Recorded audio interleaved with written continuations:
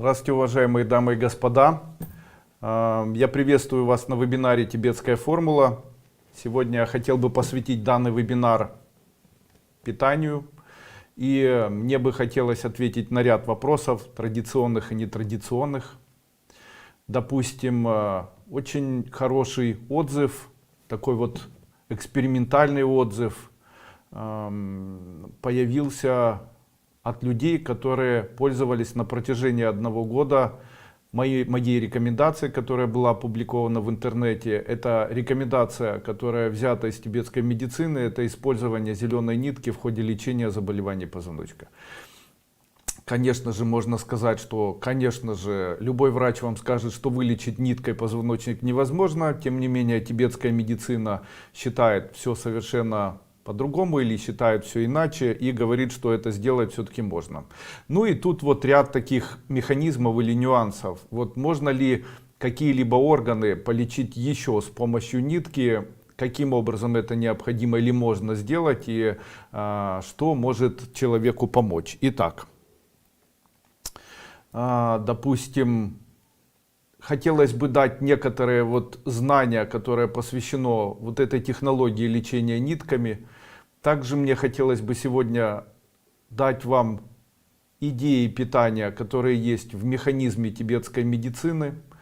Механизм тибетской медицины очень необычный, и мне бы хотелось сказать, что я не претендую на то, чтобы это было панацеей от заболеваний. В случае, если вы болеете, в случае, если у вас есть возможность обратиться к врачу, обязательно это делайте.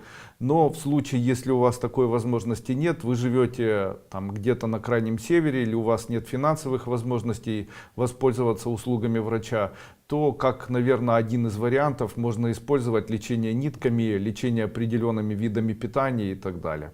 От себя хочу заметить, что в свое время достаточно активно пользовался и пользуюсь на сегодняшний день сам всеми этими рекомендациями. Сегодня я их постарался классифицировать и для вас выпустить данный вебинар.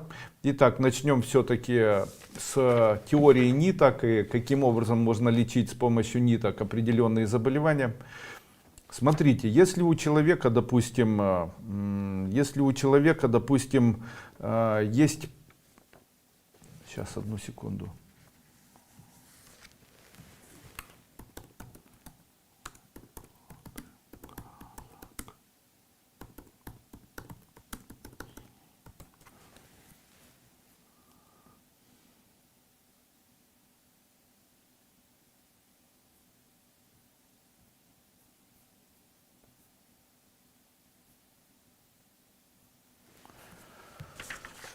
Если у человека есть определенные заболевания, сегодня я о них буду говорить, то какими ниточками можно полечить, как лечат ниточками, это обвязывают ниточки вокруг больного органа. Помните, я говорил, что в случае, если у человека есть заболевание, допустим, заболевание позвоночника, то достаточно обвязать вокруг живота зеленой нитью и носить эту зеленую нить какое-то время, чтобы заболевания позвоночника исчезли. И сегодня мне бы хотелось более подробно остановиться на этом и дать вам некоторые рекомендации, которые связаны с вот таким нетрадиционным методом лечения. Почему я решил говорить о зеленых нитках? Дело в том, что очень много людей воспользовались механизмом лечения себя зелеными нитками, и огромное количество людей в ходе эксперимента с использованием зеленых ниток написали очень гарантированные такие или подтверждающие эксперимент отзывы о том, что зеленая нить действительно убрала у меня заболевание позвоночника и так далее. В дальнейшем я рекомендовал использовать синюю нить в случае, если у человека есть отечность и так далее.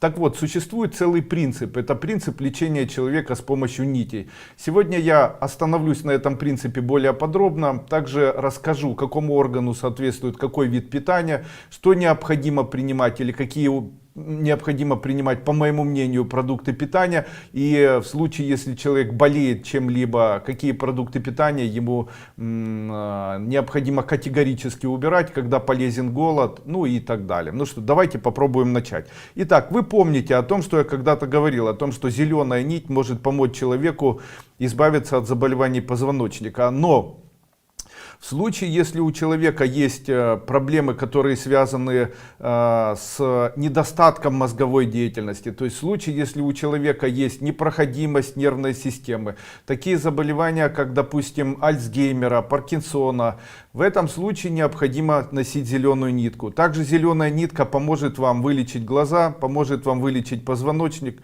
поможет вам с альминарией, поможет при заболеваниях опухолей и так далее. Но в случае, если у вас перевозбуждение мозга, в случае, если вы не спите, в случае, если вы не можете долго успокоиться, при психических заболеваниях, депрессии, зеленую нить носить не стоит. Необходимо вместо зеленой нити одевать сиреневую нить или или розовую, сиреневую или розовую. Одним словом, в случае, если человек носит зеленую, он восстанавливает движение токов и возбуждает эти движения и токи вдоль нервных тканей. В случае, если он одевает сиреневую, то успокаивает. Таким образом, если одеть сиреневую нить, если у человека есть депрессия, в случае, если одеть вот такую розовую или сиреневую нить на запястье, на шею и еще куда-то, это может помочь человеку избавиться от ряда проблем, которые связаны с мозгами, от ряда проблем, которые связаны с высоким давлением в глазах. Смотрите, в случае, если у вас высокое давление или макулодистрофия, то вам необходимо носить розовую или сиреневую ниточку. В случае, если у вас катаракта, то можно одевать зеленую. Можно ли одевать одновременно и зеленую и розовую? Можно одевать и зеленую и розовую. Таким образом, человеку зеленая нить будет помогать избавиться от заболеваний позвоночника, в то время как розовая нить будет помогать восстанавливать кровообращение в мозге, будет помогать восстанавливать зрение, улучшит состояние слуха, улучшит состояние запоминания, исчезнет тремор и так далее. Надеюсь, вам это интересно. Далее. Я считаю, что человек может одевать белую нить на себя в случае, если у человека есть такие проблемы. Проблемы щитовидной железы, проблемы сердца, проблемы гомеостаза или гомеопоэза, то есть высокое или низкое железо в крови. В случае, если у человека есть проблемы сосудов. Таким образом, в случае, если человек будет одевать белую ниточку, ему будет становиться лучше. Также я хочу вам сказать, в случае, если у человека гипофункция, необходимо носить белую ниточку или желтую ниточку. В случае, если у него гиперфункция, необходимо одевать черную нитку. Таким образом, если у человека есть заболевание гипертония, такому человеку хорошо носить при заболевании гипертония, такому человеку хорошо носить белые ниточки на себе. При сердечной недостаточности хорошо носить черную ниточку. Также можно носить и при ишемическом заболевании сердца и гипертонии, можно носить связанную между собой и желтую ниточку, и черную в виде косички. Таким образом, для лечения щитовидной железы желтая и белая ниточка, для лечения суставов, для лечения сосудов, для лечения сердца, для лечения крови необходимо одевать белую ниточку. Дальше поджелудочная железа, желудок, гормоны, вернее селезенка и лимфатическая система. Необходимо носить зеленую салатовую ниточку. В случае, если у человека есть заболевание панкреатит, в случае, если у человека повышенная кислотность, в случае, если у человека увеличенная селезенка, в случае, если у человека есть лимфатические заболевания, увеличенные лимфатические узлы, в этих всех случаях необходимо носить светло-салатовую ниточку. В случае, если у человека сахарный диабет первого типа, в случае, если у человека желудок с низкой кислотностью, если у него пища не переваривается, в случае, если очень слабая иммунная система, то необходимо носить фиолетовую нитку. Дальше. В случае, если у человека есть заболевания надпочечников, заболевания почек, мочевого пузыря, заболевания половых органов, в случае недостаточности необходимо носить красную ниточку. Недостаточность гормонов надпочечников, появляющиеся заболевания почек, появляющиеся заболевания половых органов, появляющиеся заболевания суставов. В случае, если есть заболевания половых органов, суставов, надпочечников и почек, носите красную нитку. В случае, если есть у вас заболевания, там, допустим, очень увеличивается в объеме жидкость в ногах. В случае, если у вас увеличиваются вены, то необходимо носить синюю ниточку или голубую, связанную между собой с красной ниточкой. Далее.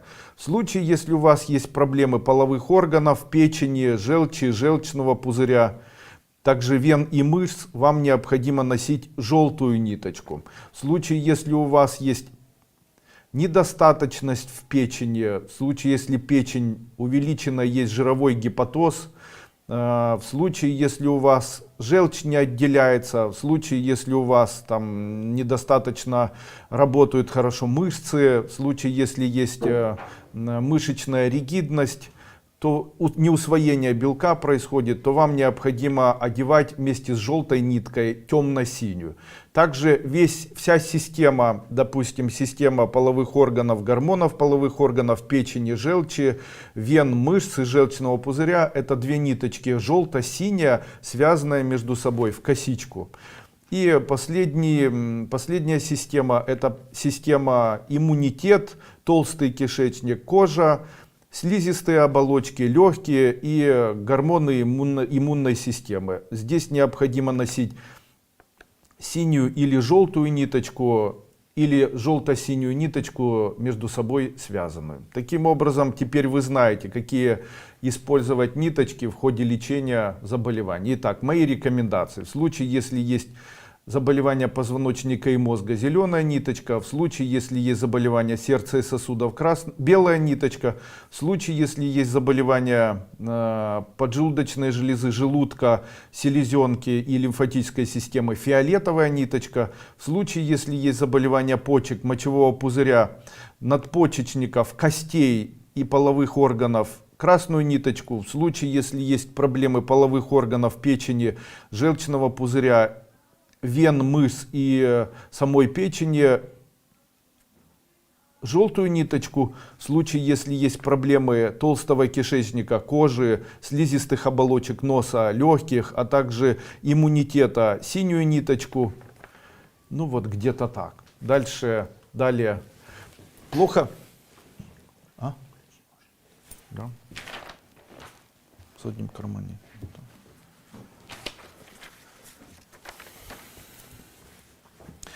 Как выбирать при этом питание? Ему тоже соответствуют определенные цвета. Сейчас об этом будем говорить. Итак, плохо и категорически нельзя кушать определенные продукты питания при определенных заболеваниях. Так считается, что в случае, если есть мозговая недостаточность, человек забывает все, у него мышцы плохо работают, у него это считается все проблема системы мозга и почек. Таким образом, считается в тибетской медицине, что именно белки создают переизбыток кислот, и такое заболевание лечат ощелачиванием. Что это такое, дальше буду говорить. Также убирают белки абсолютно, то есть человек, который болеет мозгом, то есть человек, у которого есть проблемы мозга в виде, допустим, заболевания Альцгеймера, Паркинсона. Также есть заболевания почек, есть заболевания артрит, подагрический артрит, есть заболевание общая усталость, человек теряет память, у него постоянно болят суставы, теряется сила, он не может поднимать ноги, ему категорически необходимо убрать из рациона питания по возможности любую белковую пищу. Второе. Сердце и печень – это заболевания, которые тоже объединены, и считается, что человек, у которого есть проблемы сердца и печени, должен максимально устранять употребление углеводов, доводя их до минимума, потому что углеводы, по мнению тибетской медицины, создают переизбыток горячей энергии в митохондриях, накапливают жир, и лечить необходимо человека холодной и очень горькой пищей. Сейчас к этому придем. Также необходимо устранять употребление углеводов максимально.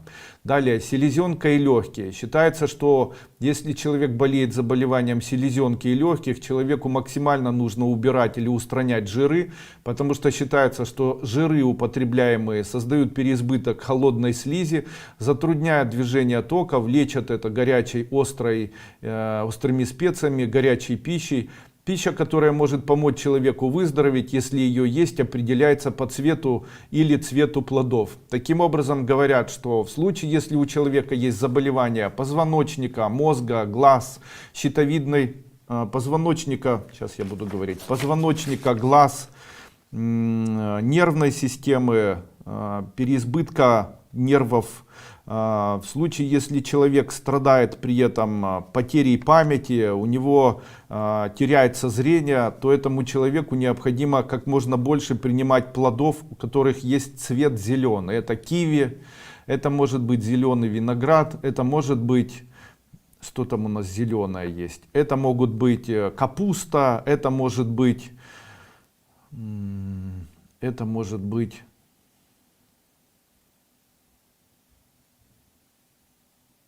огурцы.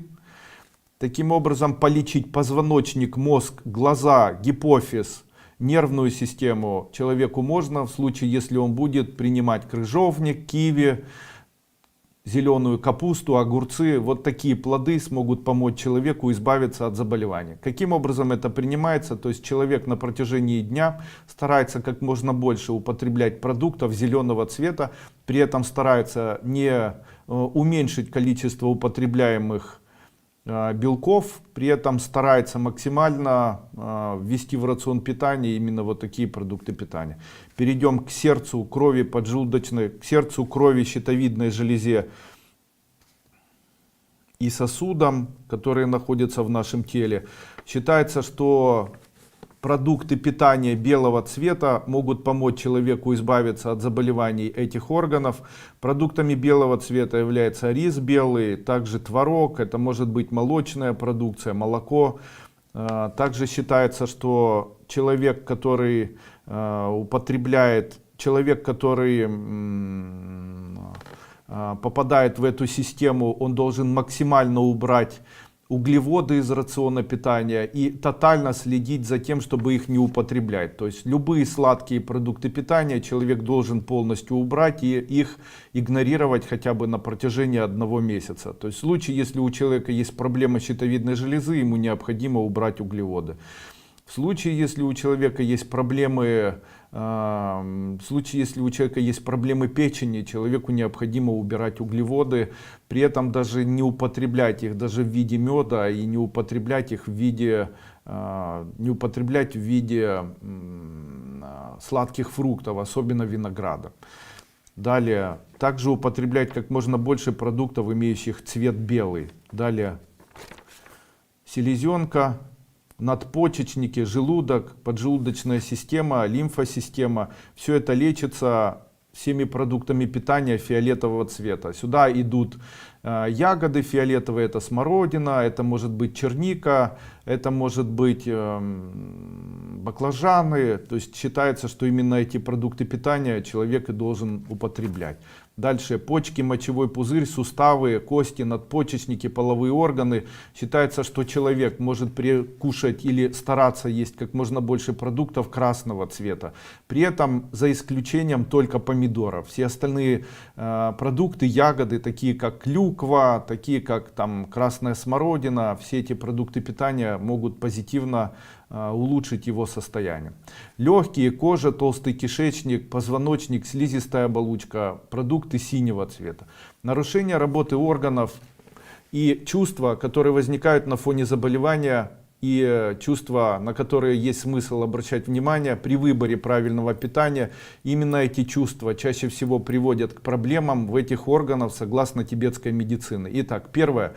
Мозг, потеря памяти, раздражительность. То есть, если вы испытываете раздражительность, если у вас потеря памяти, необходимо обращать внимание на мозг. В случае, если у человека есть проблемы сердца, то у человека появляется паника. В случае, если у человека есть проблемы селезенки, у него появляется тревожность. В случае, если у человека есть проблемы почек, у него возникают страхи. В случае, если у человека есть гнев, у него возникают заболевания печени. В случае, если у человека есть проблемы легких, у него появляется заболевание депрессии. Основными заболеваниями считали заболевания крови. В тибетской медицине они назывались прямо заболевания крови, и считалось, что переизбыток солей в крови приводит к угнетению деятельности почек, мочевого пузыря, суставов, костей, половых органов, надпочечников, позвоночников, мозгов, глаз, щитовидной железы. Чем устраняли? Устраняли красно-зелеными ниточками, обматывая вокруг больных органов. Чем лечили? Препаратами. Мы можем полечить препаратами Депосалт, Подагрин, Метикс. Можем использовать мази Бишофит, Артрозин. Второе. Переизбыток углеводов лечили горечами, которые вводили в рацион питания. То есть горькие специи, горькие продукты. То есть, допустим, это выглядело так. У человека больная печень, то ему вводили полынь в рацион питания. Его заставляли принимать пижму. В случае, если у человека есть проблемы печени, желчного пузыря, иммунитета, желчного пузыря, сердца, сосудов, щитовидной железы, поджелудочной, вен, мышц, там, проблем с составами крови и кровеобразования, устраняли это бело-желтыми нитками, обматывая на запястьях, и лечили горечами. В нашей компании есть горечи в следующих продуктах нашей компании: это амарум горечи дуйко, это лунглины, сурактамы. Дальше переизбыток жиров, который приводил к заболеваниям легких, лечился заболеваний легким, позвоночника, толстого кишечника, хрящей иммунитета, селезенки, желудка, поджелудочной железы, надпочечников и лимфосистемы. Устраняли фиолетово-синими нитками, лечили острыми вкусами, пекучими кислыми ягодами, кислотами, имбирем. Принимали препараты на основе железняка, принимали каолин, каменное масло, маточное молочко, гармониксы, это в нашей препарате. Дополнительное очищение крови можно использовать в нашей компании препарат Гемартан. Для дополнительного очищения лимфатической системы препарат Лимфонорм. Для дополнительных препаратов от хламидиоза использовать Прокмарти Альбикам. И устранять глистов из организма. Это препараты противоглистные нашей компании Популин, Гельминфит и Роагула. Очень часто люди спрашивают меня: Андрей Андреевич, дайте какую-нибудь очень простую рекомендацию. Андрей Андреевич, я очень страдаю заболеваниями, допустим, первое попавшееся, высокий холестерин.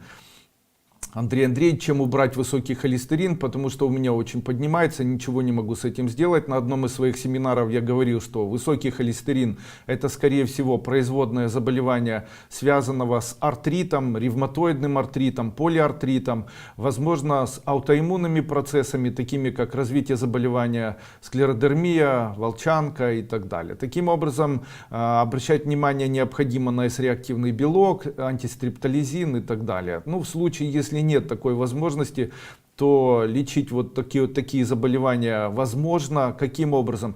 Я считаю, что прямо сейчас, летом, когда началось лето, мы можем убрать у себя высокий холестерин, можем убрать заболевания желчного пузыря, можем убрать заболевания сосудов, можем убрать заболевания сердца, щитовидной железы, гипертонического заболевания, крови, можем убрать заболевания поджелудочной железы. И это все у нас находится прямо возле нас, возле наших рук. Каким образом? Когда очень жарко, одевайте на себя кепочку или шапочку и выходите к можжевелу или к можжевеловому дереву какому-нибудь, и рядом с ним находясь, дышите глубоко вот этим воздухом. Такой воздух сможет помочь вам избавиться от заболеваний высокого холестерина. Это тотально проверено. Высокий холестерин убирается в случае, если человек дышит фитосапонинами, которые выделяет дерево можжевельник.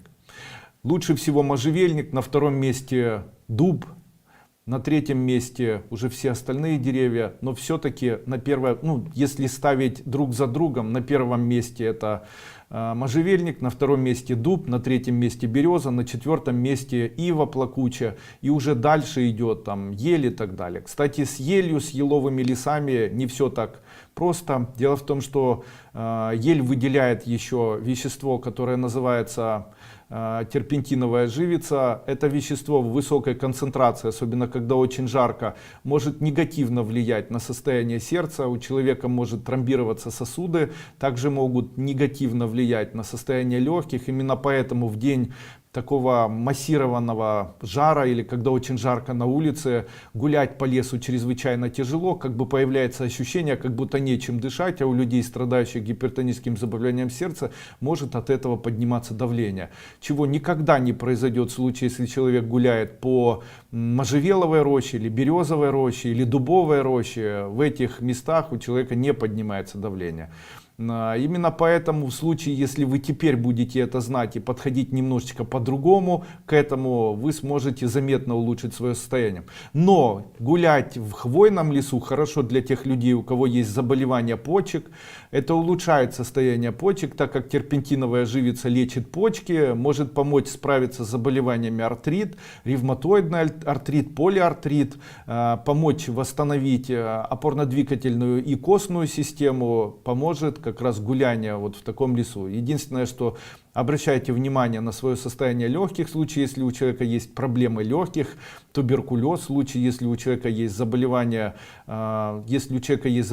сердца, если у человека есть гипертоническое заболевание сердца, щитовидной железы, там, допустим, непроходимость сосудов, окклюзии сосудов, стеноз, то ни в коем случае, или есть проблемы сердечные какие-либо, то таким людям в момент того, когда жарко и температура окружающей среды достигает больше 25 градусов, в этот момент посещать лес, особенно хвойный, не стоит, так как это может негативно сказаться на общее здоровье. А вот березовую рощу, можжевеловую рощу, дубовую рощу посещать хорошо. Надеюсь, мой рассказ или моя идея была для вас интересной. Я надеюсь, вы в дальнейшем сможете это пересмотреть в более таком медленном темпе и выписать для себя все, что вам необходимо. Итак, далее. Я написал такое сообщение, которое звучит так. Приглашаю вас на завтрашний вебинар по здоровью с ТФ. Свои вопросы вы можете задать по данным постам. С уважением, Андрей Андреевич Дуйко. И здесь я получил 114 комментариев. И дальше я посвящу свое время для того, чтобы ответить на максимально большое количество данных комментариев. Елена Мунтян. Добрый день, Андрей Андреевич. Скажите, пожалуйста, как долго можно принимать матрикс-ном и женское здоровье? Можно принимать 2-3 месяца. Также хочу сказать, что одним из таких, наверное, удивительных средств, которые могут помочь при женском здоровье женщине, является домашнее средство, которое называется лук. Итак, в случае, если взять шелуху лука, заваривать шелуху лука 1 столовая ложка на 1 стакан кипятка и принимать вот такую шелуху лука по полстакана 2 раза в день, то это устраняет следующие заболевания. Устраняет альминорею, то есть в случае, если у женщины есть нарушение цикла, то восстанавливает такой цикл. Второе, в случае, если спринцеваться таким составом, то устраняет такое тяжелое заболевание, как поражение эндометрия, общий там эндометриоз. То есть можно полечить эндометриоз, но я рекомендую использовать следующий состав. Допустим, вы заварили 1 столовая ложка на 1 стакан кипятка шелухи лука, после чего, когда она настоялась, необходимо брать 1 столовую ложку данного раствора на 1 стакан теплой воды и добавлять туда по 2 капли ароматических масел, аниса, нероли, жасмина и чайного дерева, и вагинально спринцеваться можно 2 раза в день. В случае, если при этом появляется вагинальное выделение, можно использовать свечу, допустим, там метронидозоловую, допустим, и это сможет помочь вам улучшить общее состояние при, там, допустим, вагинальном кальпите или кандидозе каком-либо. Это все устранит у вас, и вот такое заболевание исчезнет. Ну и заодно полечит вам эндометрий.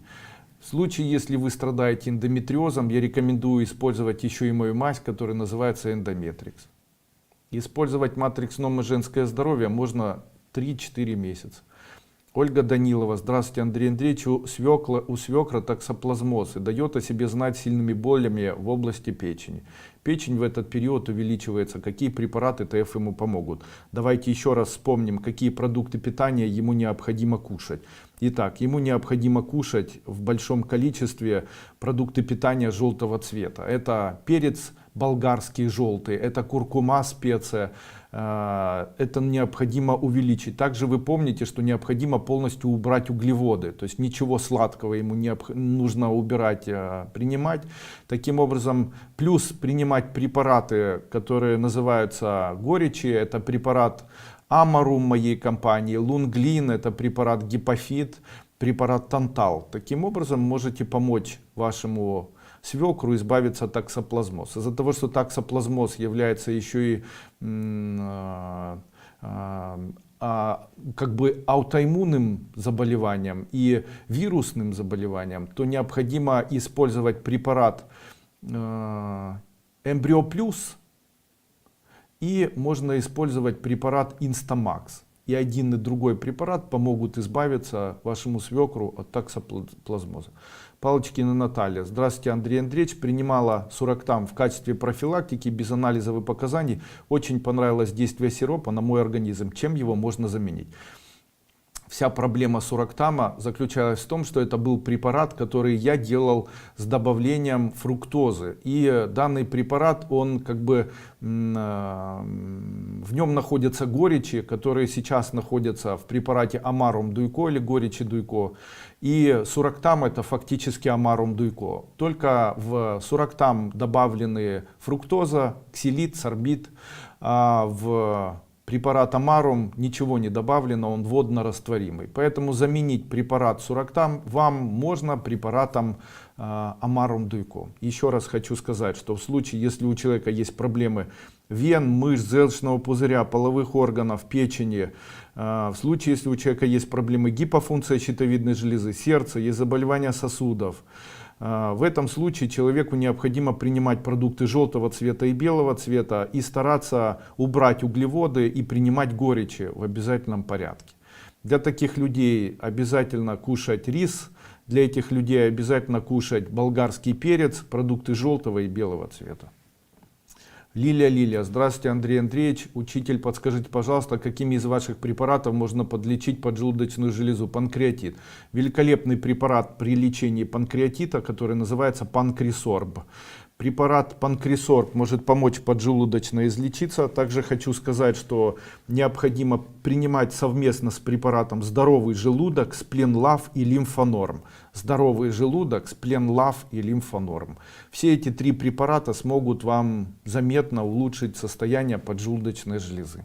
Ната. Андрей Андреевич, грыжа поясничного отдела. Возможно ли избавиться, вылечить адские боли, так как блокады часто делать нельзя? Стоит ли делать операции? Гарантии нет. Я рекомендую использовать мой препарат, который называется Вертебрализ мазь, смазывая на протяжении дня, активно натирая позвоночник. Очень хорошо, по моему мнению, использовать вот такой метод. Он не традиционный, но, по моему мнению, очень эффективный.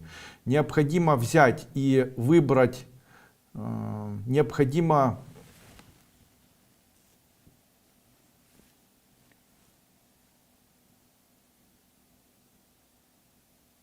не буду сегодня это рассказывать. Используйте мою мазь Вертебралис и используйте мой препарат, который называется Вертебралис. Принимая данный препарат, сможете вылечиться. Также хочу сказать, что необходимо убрать белковую пищу, необходимо убрать острые специи, необходимо убрать по возможности белки на какое-то время для того, чтобы вылечить позвоночник. Также необходимо увеличить количество употребления таких продуктов питания с цветом зеленым и с цветом красным. Это могут быть ягоды красные, такие как там поричка, это могут быть огурцы, это может быть киви. Это все в комплексе сможет вам помочь. Также как можно больше ешьте сливочного натурального масла вместе с медом. Можно их даже смешать и принимать. Сам позвоночник хорошо натирать свиным салом при этом. Это все очень нетрадиционно, но при этом потрясающе эффективно. За последний месяц 2 раза так сводила ногу, что не могла ступить по 2 дня. Дикая боль в мышцах, по анализам здорово. Спорт есть в жизни, но без фанатизма. У моей мамы похожее есть, но у нее варикозное расширение вен. А у меня все нормально. С чего можно начинать ситуации? Смотрите. Вены и мышцы, они всегда связаны у нас с печенью и желчным пузырем. И они у нас связаны и с половыми органами, и с печенью, с желчным пузырем, с самой желчью. И лечить необходимо путем устранения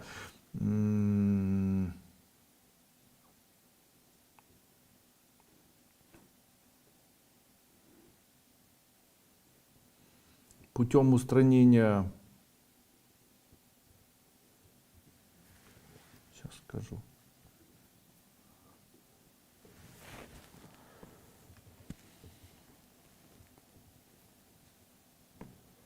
Путем устранения жира употребляемого.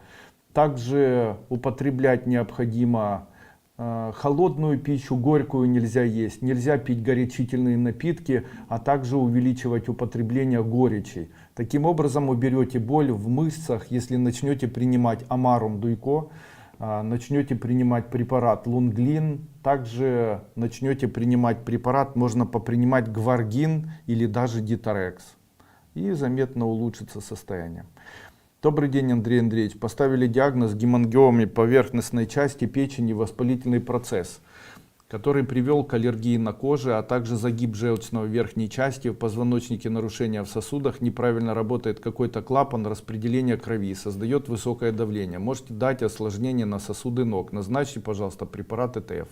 Вот смотрите, что говорит тибетская медицина о смешанных заболеваниях. Говорится о том, что в случае, если человек болеет всеми одновременно заболеваниями, то какие продукты питания этому человеку можно есть, а какие нельзя есть. Считается, что человек, который болеет большим количеством заболеваний, должен 2 раза в неделю обязательно, если он болеет заболеваниями разных типов, это говорит о том, в какие дни он должен голодать. Смотрите, считается, что мозг это понедельник, вторник это сердце, среда это селезенка, четверг это почки, пятница это печень и суббота это легкие. Итак, мозг это понедельник, вторник сердце, среда это селезенка, почки это, сейчас я для себя напишу, понедельник.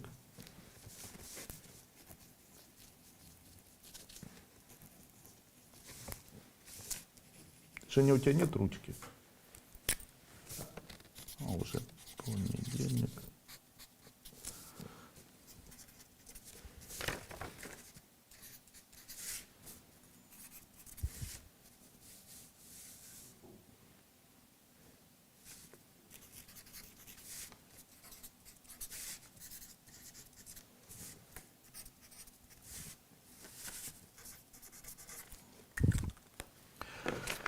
Считается, что в случае, если человек болеет каким-либо заболеванием, он должен голодать в этот день, когда у него есть это, или которое соответствует данному заболеванию, и выглядит это так. Ну вот, допустим, поставили диагноз гемангиомы по поверхностной части печени.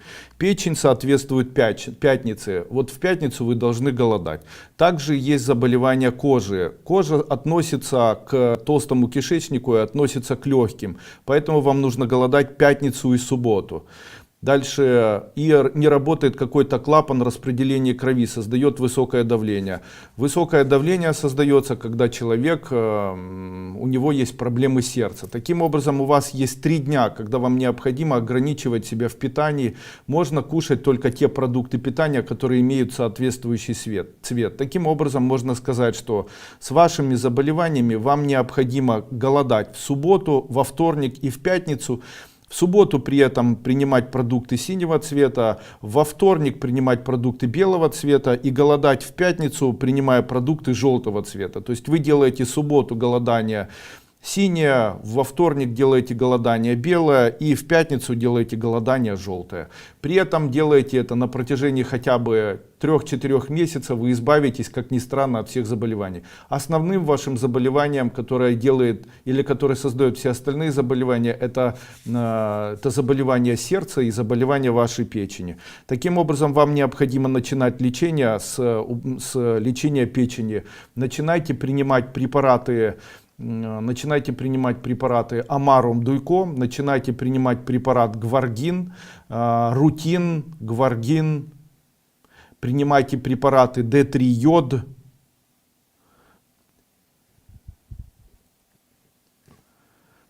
принимайте препараты D3-йод. Также обратите внимание на гормоны, потому что, скорее всего, это вызывается и прежде всего возбуждается в вашем, наверное, случае половыми гормонами. То есть это недостаточность половых гормонов, скорее всего, это недостаточность, может, эстрадиола, прогестерона там, или высокий переизбыток пролактина там, и так далее. Из наших препаратов, итак, Амарум, Аллергонорм, Лунглин, дальше Энескард, дальше Тонизон, дальше Рутин. По одной таблетке 3 раза в день. Матросова Елена. Очень болит кисть руки в области большого пальца при сгибании. В случае, если болит, используйте мазь, которая называется Габбана. Вот смотрите, какой день вам необходимо голодать и какого цвета должно быть у вас голодание. В случае, если у вас болит большой палец, это говорит об артритах. Любые артриты — это заболевания почек. В случае, если человек болеет почками, он должен уменьшить количество употребляемых белков до максимума. То есть не кушать продукты питания, ну, кроме курицы, не стоит есть другие белки и ограничивать себя от употребления белков. Поможет наш препарат Метикс, поможет голодание в четверг. Голодание это называется красное, то есть можно употреблять продукты питания красного цвета. Кроме говядины, кроме любого другого мяса, можно использовать мясо вареное, куриное. А все остальные продукты питания, имеющие цвет красный, в эти дни хорошо подходит. Любой другой цвет продуктов питания в этот день не подходит. Допустим, яблоки красного цвета, можно кушать их. Арбузы можно кушать, дальше там, красный виноград можно кушать, а вот другие продукты питания нельзя. При этом в случае, если очень болит, то делайте сухое голодание в четверг. Смазывайте при этом мазью Габбана. Не принимайте Метикс, мазь Габбана, используйте Артридикс. Дальше, дочери 5 лет, внучки совершенно не набирает вес 10 килограмм. Сейчас обошли всех врачей. Что необходимо делать? В случае, если ребенок не набирает вес, это говорит о том, что его движение идет не по часовой стрелке по левой стороне, а против часовой стрелки идет. И что необходимо делать? Такой человек должен употреблять, прежде всего обращать внимание на употребление препаратов для печени. Это препарат Гепакс по 1 чайной ложке на стакан воды 2 раза в день. И препарат Гормонорм, потому что это сбой работы всех гормонов. Щитовидной железы, тимуса, половых органов, надпочечников и так далее. Все это необходимо гармонизировать по принципу Гормонорма. Принимайте Гормонорм по 2 таблетки 2 раза в день. Принимайте препарат Гепакс 1 чайная ложка на стакан воды 1 раз в день. И еще для пожилой мамы, годами не спит, худеет, при этом очень хороший аппетит, заранее спасибо. Аналогично, пусть принимает Гормонорм, пускай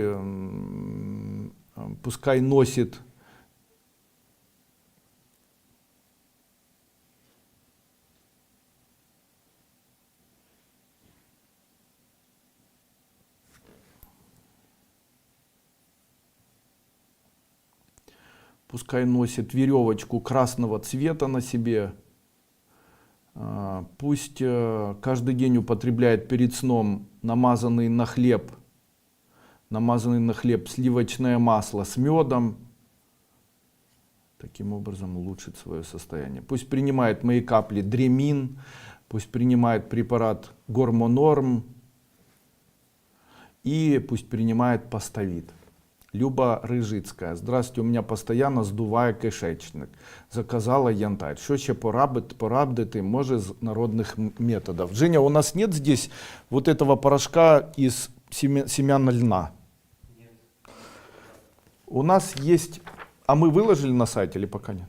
А, еще не успели. У нас выйдет буквально там в ближайшие дни, сегодня, завтра, послезавтра, выйдет питание такое, которое будет продаваться в металлической банке и будет написано семена льна в порошке или шрот семян льна. Он витаминизированный. Я рекомендую всем людям, у которых есть проблемы поджелудочной железы, метеоризма, всем людям, у которых есть проблемы низкой кислотности, высокой кислотности, гастроэнтерологические заболевания, гастроэнтериальный рефлюкс и так далее. Я рекомендую всем таким людям использовать семена льна, которые предварительно измельчены в порошок, и заваривать их следующим образом. 1 столовая ложка на стакан воды или 1 чайная ложка на стакан кипятка. После того, когда остывает, принимать утром и вечером вот такой вот побелевший кисель по 1 стакану 2 раза в день. Это уберет вздутие кишечника. В случае, если тибетская медицина говорит, что если у человека есть вздутие кишечника, то человек должен полностью убрать из рациона питания углеводы. Вот и все. Убирайте углеводы. Также считается, что в случае, если у человека есть поджелудочная железа, есть проблема поджелудочной железы, то человек должен голодать во вторник. И в случае, если есть проблемы поджелудочной железы, он должен увеличивать употребление белой пищи. Также есть наши препараты, называется Метеофан, Панкрисорб. Очень рекомендую. Это уберет вздутие кишечника. Скоро у нас выйдет новый препарат. Это препарат, который называется каменное масло. Выглядит он в виде вот таких желтых кислых таблеток. Каменное масло. Великолепный препарат, как онкопротектор, зарекомендовал себя. Я считаю, что данный препарат полностью устраняет любое вздутие кишечника, убирает все проблемы, которые связаны с желудочно-кишечным трактом, очень улучшает настроение, препятствует появлению гипертонического заболевания сердца. Будет называться каменное масло, сделано из каменного масла, которое мы привозим из Киргизстана.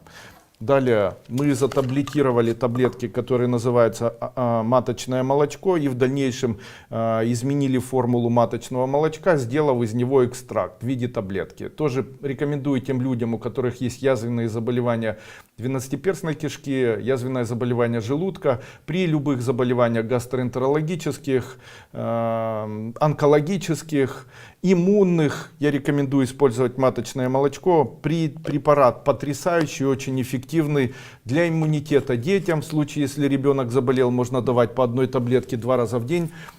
Удивительно эффективное средство при ревматоидных заболеваниях, при заболеваниях гастроэнтерологических, при заболеваниях гинекологических, при заболеваниях глазных.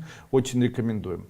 Вопрос. Андрей Андреевич спрашивает, Павел, как убрать внутриглазное давление? В случае, если у человека внутриглазное давление, вам поможет цикорий. Соберите надземное растение цикория и сделайте из него порошок. После чего заваривайте 1 столовая ложка на стакан воды, используйте в виде примочек на глаза, также пейте по 1 стакану 2-3 раза в день. Это уберет внутриглазное давление, улучшит состояние глаз, заметно очистит вам белок, также является профилактикой конъюнктивитов и заболеваний глаз. Рима, Павел. Добрый день, у меня 2 вопроса. Я буду искренне признателен, если вы поможете. У меня проблема отек глаз. Я не знаю, где проблема. Это почки, ренокс я пью сейчас. Это печень или может быть глаза, чувствую давление в глазах. Может быть, вы сможете посмотреть и сказать мне, что я должен исследовать и какие из ваших препаратов пить. Вопрос 2. Пятки болит у ребенка, чтобы вы порекомендовали из препарата возраст 8 лет. В случае, если у ребенка болят пятки, это говорит о том, что есть проблемы почечные. Каким образом лечить пятки ребенку? Необходимо полностью убирать белки. Также это относится и к вам. В случае, если у человека есть проблемы глаз, проблемы мозга, проблемы позвоночника, проблемы суставов, проблемы почек, необходимо давление в глазах, необходимо убирать прежде всего мясную пищу. То есть мясо в любом его виде необходимо на 2-3 месяца убрать. И вам, и ребенку приблизительно одни и те же продукты питания необходимо ограничивать. Это продукты питания, которые связаны с мясной пищей. Вам даже курочку не нужно кушать, и ребенку тоже. Используйте при этом и вы, и ваш ребенок препарат Метикс по 1 чайной ложке на стакан воды 2 раза в день, для вас 3 раза в день. Вам ко всему еще препарат Вертебралис, препарат Паставит, смазывайте глаза медом. Дальше для вашего ребенка препараты Ренокс, препарат для вас глаукамин, для вашего ребенка Метикс, и вам тоже Метикс, также Ренокс, также Депосалт. И вам, и ребенку можно все препараты принимать совместно. Анжела Джелман. В случае, если для вас вам необходимо делать в понедельник голод или день голода. В случае, если для ребенку можно делать красное голодание в четверг. Анжела Джелман. Здравствуйте, Андрей Андреевич. Скажите, рак поджелудочной железы передается по наследству? Нет. Спасибо. Еще муж привез мне подарок, статуэтку танцующего Шивы. Я прочитала, что она приносит плохое в дом и нужно от нее избавиться. Скажите, это правда и что мне с ней сделать? Дело в том, что Шива в мистицизме является прообразом дисциплины. Поэтому в случае, если у вас где-то танцующий Шива, то он должен стоять у вас в том месте, где будет происходить процессы дисциплины себя. То есть в случае, если будет статуэтка Шивы стоять у вас, допустим, в спальне, вы будете вовремя ложиться спать. В случае, если на кухне, то будете дисциплинировать себя в еде. Если на рабочем месте, то будете дисциплинированно заниматься тем, что вы делаете. Статуэтка Шивы — позитивный эзотерический атрибут, рекомендую его использовать, он неплохой. Ксаток Сатуна. Здравствуйте, Андрей Андреевич. Прошла вторую обновленную ступень, но ваш совет очень важен. У брата диагностируется на локтях псориаз, а на ладони экзема. Что-то странное. Какие препараты ТФ ему помогут? Есть такая полынь, белая называется. Есть еще полынь серебристая или голубая, которая растет на песчаных таких возвышениях. Вот, или одну и другую полынь горькую необходимо заваривать крепко. На 1 килограмм полыни залить 3 литрами кипятка, после чего настоять и отварить где-то на 15-20 минут. После чего еще и уварить так, чтобы она уменьшилась в объеме. Вернее, отцедить сначала, убрать листья, после чего оставшееся, все, что осталось, уварить, чтобы она была более концентрирована. Вот такую примочку делать и на места экземы, и на места псориаза. Также использовать мою мазь, которая называется мазь изотоновая. Также человек должен принимать по чайной ложке порошка полыни, смешанного напополам с содой. Можно смешать полынь с содой напополам и принимать не по чайной ложке, а по четверть чайной ложки 2 раза в день. Из моих препаратов моей компании я рекомендую использовать препараты следующие. Это препарат Instamax, это препарат Демилон, это препарат Эмбрио Плюс. Дальше Амарум и Сера. Амарум и Сера. Лилия Ярулина. Здравствуйте, Андрей Андреевич. Посоветуйте препараты ТФ для моей мамы. 2 года назад ей заменили 2 клапана на сердце, митрально-артально. Сделали пластику трипсиадального клапана. Постоянно принимает варфарин, метопролол, дигексин, перидомприл. После операции началась аритмия, постоянное головокружение. В печени и в левой почке есть киста. Страдает бессонницей, от малейшей физической нагрузки болит спина. У нее еще хронический панкреатит, гепатоз печени. Как можно помочь маме препаратами ТФ? Как эзотерически избавиться от головокружения? Спину мазали мазью вертебралис, варикоз на ногах мазью вариковазин. Месяц носила голубую веревочки на шее для улучшения сосудов. Что можно еще принимать моей маме из ТФ?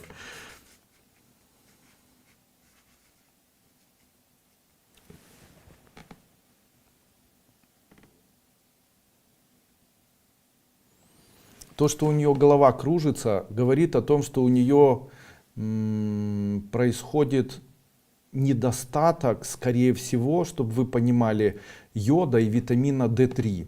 Поэтому очень рекомендую пролечить препаратом йод D3. В нашей компании продается. Принимать по 2 таблетки прямо 3 раза в день. Также принимать препарат Мнемонорм и кушать как можно больше белков, это для нее важно. Также принимать Амарум горький по чайной ложке 2-3 раза в день и препарат Энескард тоже по 2 таблетки 3 раза в день. Максимально убрать углеводы, то есть не кушать ничего сладкого категорически. Все эти проблемы, которые у мамы вашей возникли, они возникли от переизбытка употребления углеводов. Углеводы не ешьте вообще ни в каком виде, ни в картофеле, ни в вермишеле, не ешьте хлеба, не употребляйте продуктов, там сладкие какие-либо продукты, даже не ешьте яблок, фруктов там каких-либо и так далее.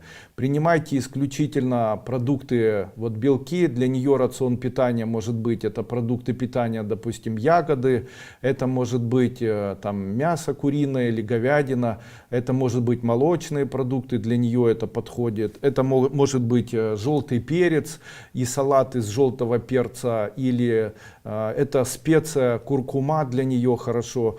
Это несоленые там брынза, это продукты питания, которые имеют вкус горький, это имбирь, рис, кашки. Также хорошо принимать препарат рутин. Вот, амарум, рутин и так далее. D3 йод обязательно. Это уберет у нее головокружение. Валентина Козырева. Здравствуйте, Андрей Андреевич. Маме 80 лет, есть зуд на одной ноге и отток. Может уксус правильно делать или надо другой народный способ лечить? Уксус не уберет. Скорее всего, уксус только ухудшит ваше состояние. Чем же можно полечить? Дайте народный способ. Ну, из народных способов это цветы каштана. Но для нее это не подойдет, потому что цветов каштана уже нет. Где вы их сейчас наберете, непонятно. Какие есть способы помочь? Итак, первое, необходимо убрать употребление углеводов тотально, то есть чтобы не было углеводов вообще. Второе, начните ногу смазывать солью, сделайте ропу из соли, смачивайте салфетку, накладывайте на ногу, натирайте ногу красной тряпкой. Третье, обязательно начните принимать мои препараты. Первое, это глюконорм. Второй препарат рутин, по 2 таблетки 3 раза в день. Смазывайте, также принимайте гликоцитрохромин и антилипоевая кислота, тоже по 2 таблетки 3 раза в день. Если появятся язвочки, то используйте мазь антитроф, которая устранит такие язвы. Наталья Кулешова. Здравствуйте, Андрей Андреевич. Моей внучке 5 лет, и врачи рекомендуют ей удалить миндалины, аденоиды. Можно ли ей помочь эзотерическим методом? Ну, эзотерическим методом, скорее всего, помочь не сможете. В случае, если есть аденоиды считаются слизистыми оболочками, то необходимо человеку усиливать иммунитет. Каким образом это делается? Усиливать иммунитет необходимо, используя, допустим,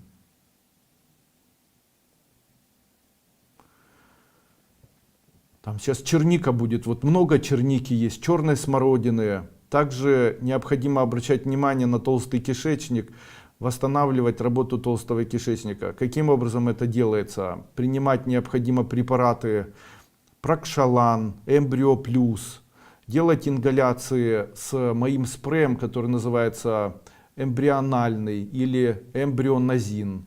Далее возьмите укроп. Сделайте из семян укропа порошок. 1 чайная ложка порошка укропа на 1 стакан холодной водой. Размешивайте и пейте по 1 стакану 1 раз в день. Если это делать на протяжении 1-2 месяцев, то полипы, миндалины и аденоиды исчезнут. Людмила Ященко. У меня на левой руке гигрома в области запястья, где пульс. Когда нагрузка на руку, то болит, но терпимо. Увеличивается в размере, удалять ее или может другим способом избавиться. Один из самых лучших способов избавиться от липом, гигром, это использование полынного веника. Возьмите полынь, желательно такую седую, серебристую, возьмите, сделайте из нее такой веничек плотненький, пойдите в баню и натрите этой полынью вот эти места, а также попарьтесь и вот эти места, где у вас есть липомы и новообразования, вот этим веником полупите по этому месту. Также можно разжевывать прямо полынь и накладывать сверху разжеванную, смешанную со слюной полынь на места, где появляется вот такая гигрома. Из наших препаратов очень хорошо поможет мазь, которая называется Насья, ей смазывать. Также мазь, которая называется у нас серой, эта мазь называется Габана.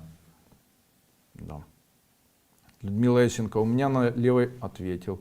Татьяна Бондаренко, попсуй. Здравствуйте, как хорошо, что вы снова в прямом эфире. У меня вопрос. Поставили диагноз дисплазия сложной шейкоматки. Можно лечить вашими препаратами или соглашаться на операцию? Можно попробовать полечить моими препаратами. Я сегодня рассказывал, лечить необходимо как эндометриоз.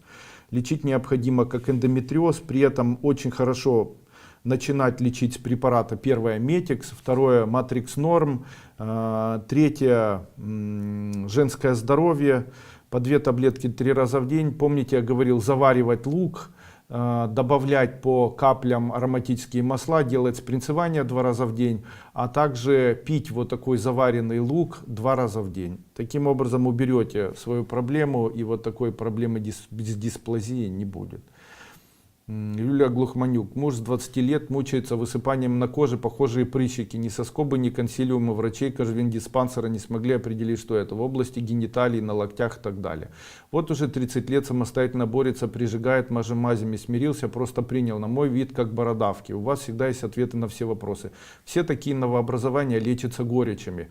Берутся горечи полынные, делаются полынные ванны, после чего обязательно делается полынный раствор, намазывается этим полынным раствором эти места, смазываются моей мазью, которая называется изотоновая мазь, или изотоновым бальзамом, прям натираются такие места. От чего это появляется? 2 вещи. Первое, появляется из-за того, что очень большое количество углеводов, и второе, процессы брожения, связанные с хроническим панкреатитом. Необходимо убрать продукты питания, которые могут бродить. То есть, чтобы человек не съел, если он добавляет глюкозу, все начинает бродить. Для такого человека очень правильно убрать продукты питания, которые сделаны в ходе брожения, то есть это кефиры, это возможно молоко, оно может сбраживаться, это может быть брынза, это салаты сложные, которые могут дображивать в кишечнике. Это в случае, если салаты ест, то не запивать ничем сладким, полностью убрать из рациона питания любую сладкую пищу.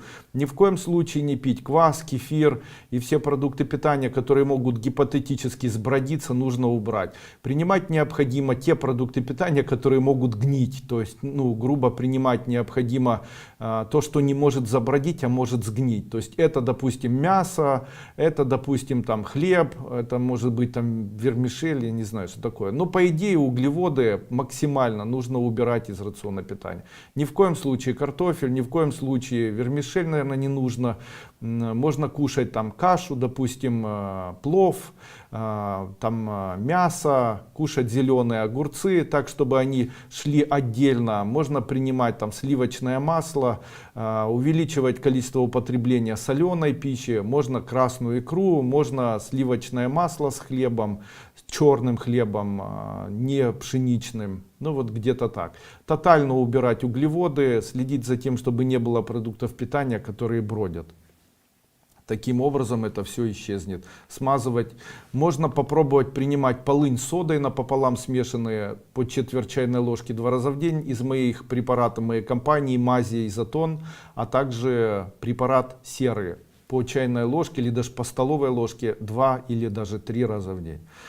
Ольга Данилова, у дочери 9 лет, на спине родинка, а вокруг белое пятно. Что это может быть? Какие препараты ТФ порекомендуете? Это у нее диспигментация происходит. А почему она у нее такого вида? Потому что она ее, скорее всего, содрала.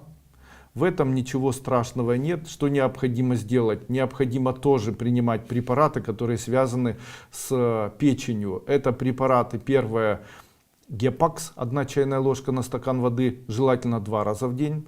Убрать по возможности препаратами, убрать по возможности сладкую пищу, максимально убирать сладкую пищу.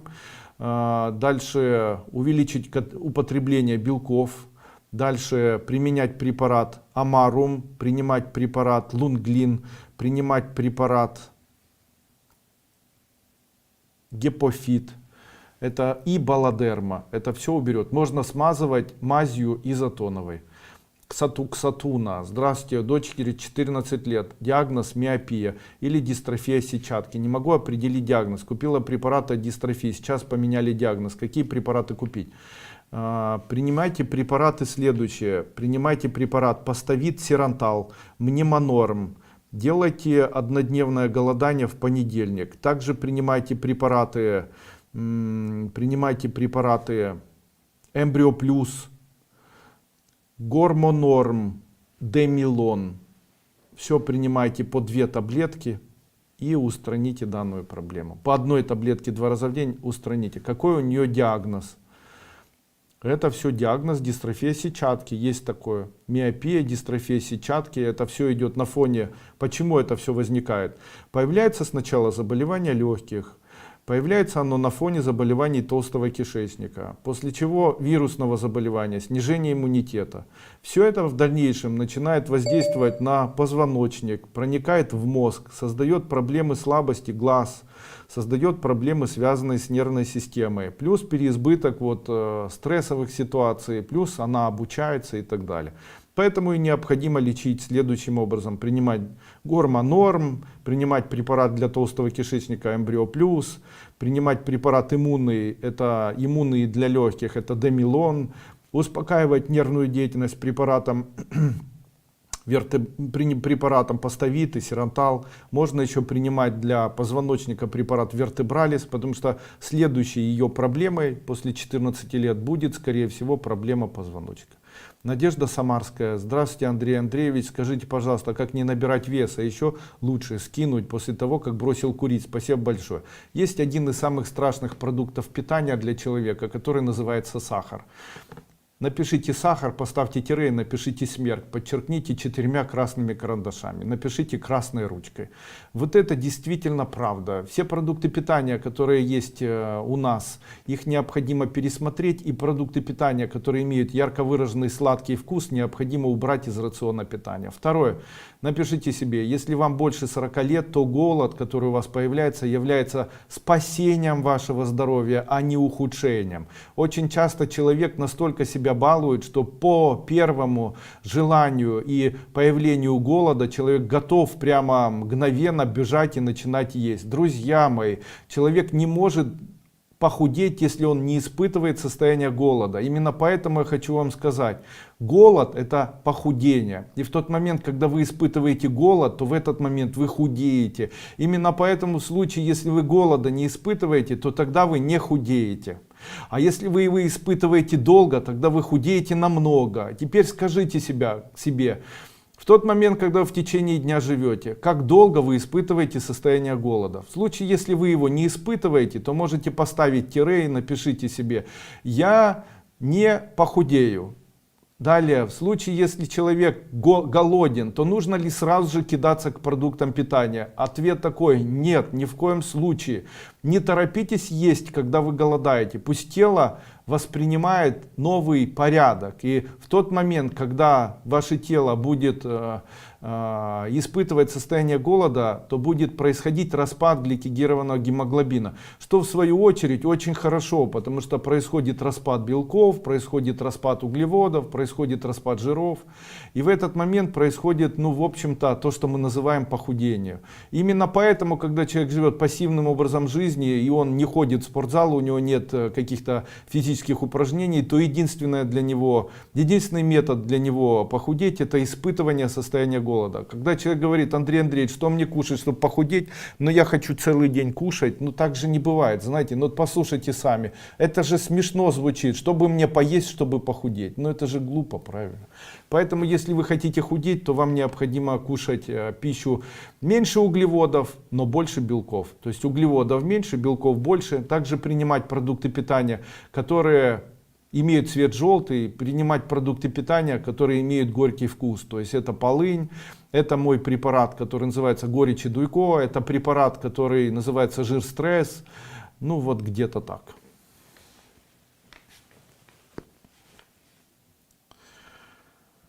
Юлия Миленька или Миленька.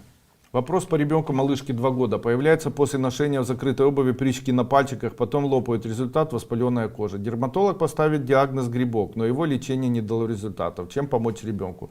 Это у него сыпь, который называется у нее потничка. Она тоже лопается и образовывает вот такие вот штучки. Может помочь наш спрей, который называется спрей артраминовый.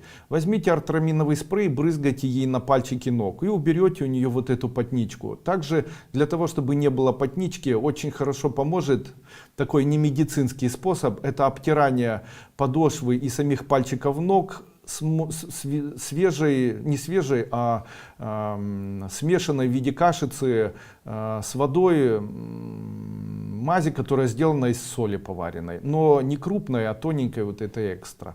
Возьмите соль экстра, смешайте с водой и добавьте небольшое количество соды и смывайте ножки ребенку вот такой вот содой с солью 1-2 раза в день. Это уберет у нее появление потничек. Вообще, почему появляются потнички? А вы знаете, что это первые признаки недостаточности йод содержащих продуктов питания в рационе питания ребенка.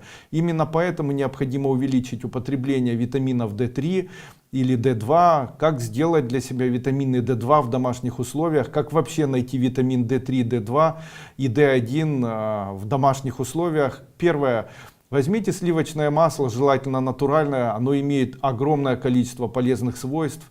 Возьмите такое натуральное масло и выставьте его так, чтобы на него попадали прямые солнечные лучи. Пусть оно стоит на протяжении дня. Или возьмите настоящее коровье молоко и поставьте такой стакан под солнцем. На протяжении 1-2 часов под солнцем в таком молоке появляется самый настоящий витамин D3. Это улучшает настроение человека, убирает заболевания ступней, убирает вот такие плохой запах от ступней, лечит заболевания ног. Также такой препарат может помочь полечить сердце, снизит гипертоническое заболевание сердца, улучшит состав крови, полечит сосуды, улучшит состояние поджелудочной железы и так далее. Прямо вот очень-очень рекомендую. Великолепное, потрясающее средство наполнения молочных продуктов витамином D3.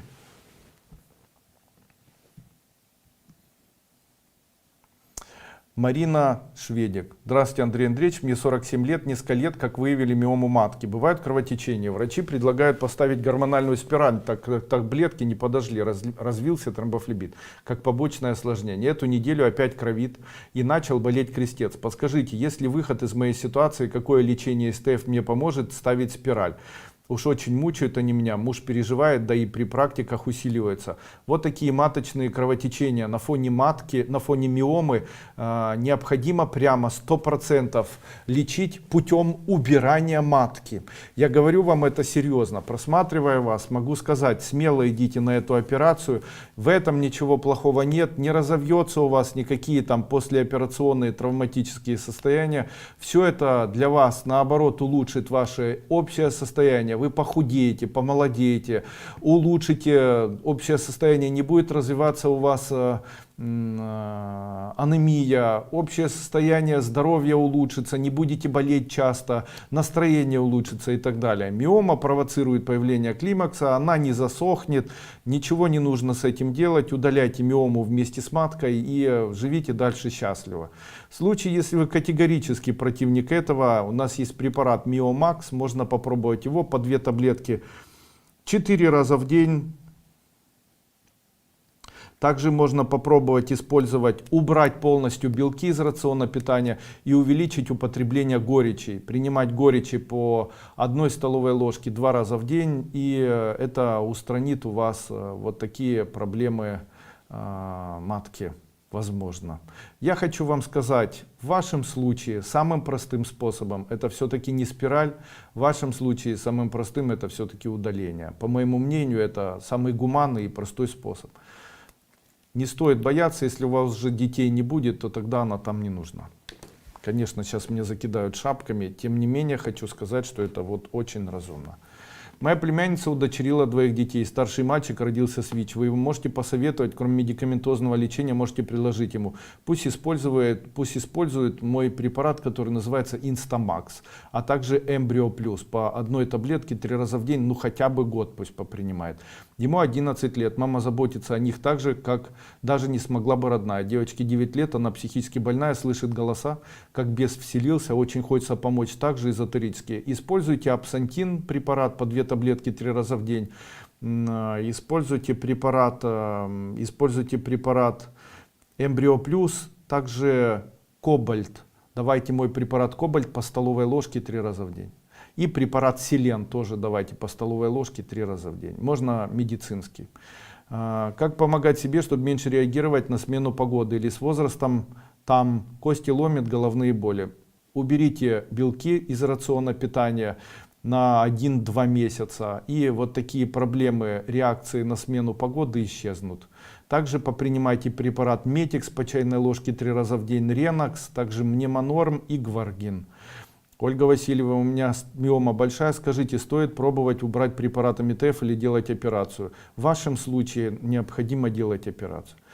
Здравствуйте, Андрей Андреевич, у сына дерматит на лице и шее, периодически появляюсь. Все обследования, анализы в пределах нормы. Где искать причину, подскажите, пожалуйста. Причина кроется в печени. Лечить необходимо препаратом Амарум, также препаратом Сера, смазывать изотоновым бальзамом, также принимать полыни с содой, как я говорил, по четверть чайной ложки 2 раза в день. И уберете данную проблему. Я надеюсь, сегодняшний вебинар вам понравился. Все вопросы вы можете задавать под моим видео, оставляя эти вопросы под данным видео. Обязательно подписывайтесь на мой канал. В случае, если вам ранее помогли зеленая нитка или какие-либо мои рекомендации, то оставьте под моим видео данные ваши успехи в виде рекомендаций для тех людей, кто будет в дальнейшем использовать такие рекомендации. Также хочу сказать вам, что я хочу прямо сегодня разыграть 10 призов. Эти 10 призов — это мои препараты, которые называются... Одна бутылочка будет у нас препарата Instamax. И вторая бутылочка будет у нас препарата, давайте так, препарата Instamax и препарата Embryo Plus. Итак, одна бутылочка, нет, сегодня очень много говорил о препарате Metix и о препарате Амарум. Давайте препарат Амарум горечи Дуйко и препарат Metix 10 победителям. Кто будет являться победителями? Обязательно необходимо оставить свой комментарий под моим видео, которое будет опубликовано через час в YouTube.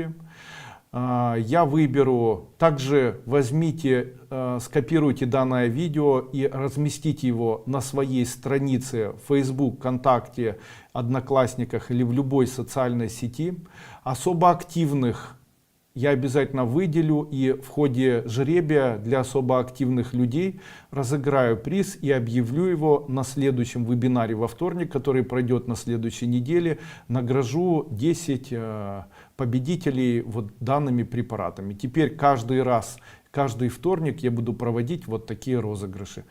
Также оставляйте свои комментарии под моими видео в YouTube. Также хочу вам сказать, что буду благодарен, если будете размещать свои успехи и свои комментарии на моем официальном сайте компании Тибетская формула aduiko.com под препаратами, которые вам помогли. Пусть это помогает всем остальным людям, которые будут прикасаться к традиционной медицине, которая считается нашей медициной нетрадиционной. Я считаю, что наша медицина традиционная, она считается для меня, это все-таки такая, наверное, научная медицина, и, наверное, традиционная, это все-таки медицина народная, в ходе которой используется лечение лекарственными растениями и так далее. Почему я это говорю? Обращаю внимание, вот когда езжу на машине, на большое количество растений лекарственных, которые растут рядом с дворами тех людей, которые живут. Недавно буквально общался с человеком, у него перед входом в его двор растет пустырник. Я ему говорю: у вас кто-нибудь болеет гипертоническим заболеванием сердца? Он говорит: у нас все болеют. Я говорю: вот смотри, у тебя пустырник, и вот этот пустырник, если его насушить и позаваривать по чайной ложке на стакан воды, может вылечить у тебя заболевание. И хожу у него по двору, а у него во дворе растут вот разные растения, и они в большинстве своем лекарственные. Я говорю: хочешь, я угадаю, чем вы болеете? Он говорит: да. Я говорю: вот дети болеют, скорее всего, респираторными легочными заболеваниями. Он говорит: да. И кто-то болеет аллергией, сын болеет аллергией, а еще у кого-то есть проблемы с женскими органами и вообще проблемы с половыми органами. Да, у меня простатита у моей жены. Вот. И я говорю: ты представляешь, эти все растения, которыми можно тебя полечить, они все растут в твоем саду. Ты просто их не знаешь и, скорее всего, просто высапываешь. Именно поэтому поэтому всегда я думаю о том, что Бог благословляет людей, помогая людям выздоравливать. В этом году весной было огромное количество чистотела, который вырос в огромном просто количестве. И этот чистотел, наверное, было вот таким благословением людей, потому что чистотел может лечить в виде квасцов от заболеваний артритов, от заболеваний гайморитов, там, от всех заболеваний. В случае, если сжигать чистотел и вот этот и сухой чистотел сжигать, и смолу, не смолу, а пепел, который образовывается, разводить с водой и принимать, то вылечивает заболевания артритов, заболевания кишечника, убирает у человека заболевания там, полипы и так далее. Одним словом, те заболевания, которыми в большинстве своем болеют люди.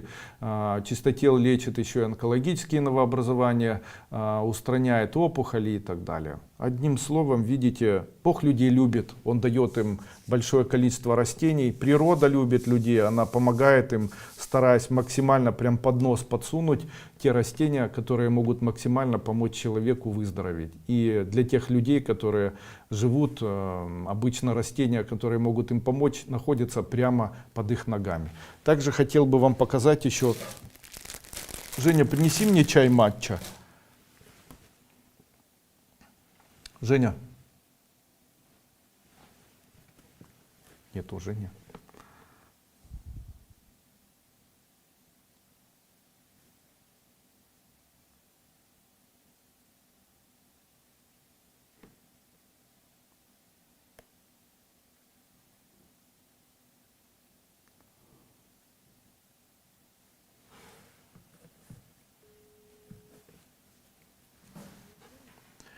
Женя, дай мне чай матча. Чай матча, дай мне. Чай матча, дай мне. Матча.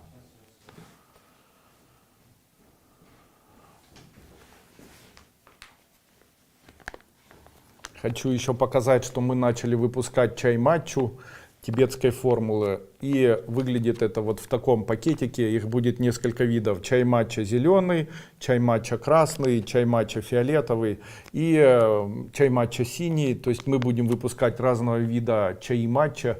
Также нам в дальнейшем необходимы люди, которые будут распространять на территории Украины данный продукт. И мне бы хотелось, чтобы такие люди написали под данным видео, что я хочу распространять данный продукт, какие условия, я готов с вами обсудить условия распространения и продажи, то есть сделать, помочь вам стать нашим торговым агентом по распространению чая матча. Чай матча — это первый элемент в ходе изготовления новых альтернативных продуктов питания. В дальнейшем мы будем выпускать вот такие чипсы, которые по вкусу как зефир, но сделаны они из обычного банана. Но если откусить и разжевать, ощущение такое, как будто ты ешь настоящий зефир.